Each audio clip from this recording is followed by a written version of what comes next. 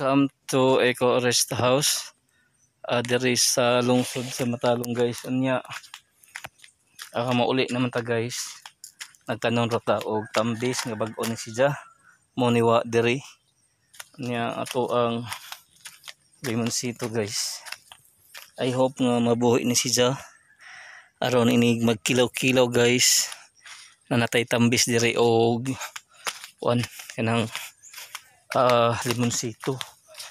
I hope nga mabuhi ni sila guys. Og welcome to Eco Rest House. There is sa lungsod sa Matalom guys. Stress reliever ning mga tanom ba.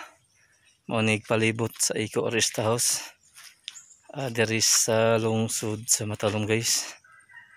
Okay, money. Okay, happy Sunday to everyone and welcome to Eco Rest House. There is sa lungsod sa Matalom niya. Panang sila tamo ari kay busy man tas trabaho lagi mga naratay mga importanteng itanom.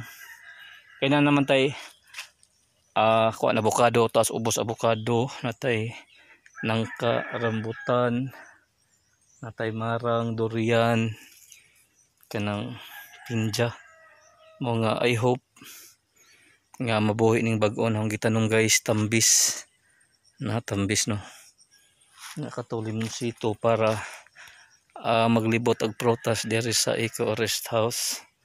Diri sa lungsod sa Matalom, Barangay San Salvador, Matalom, Leyte.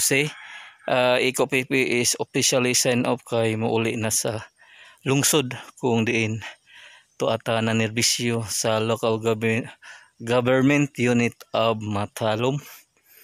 Eco PP is officially signed off sa Eco Rest House.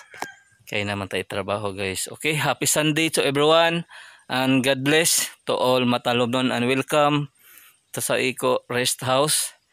There is sa lungsod sa Matalom guys.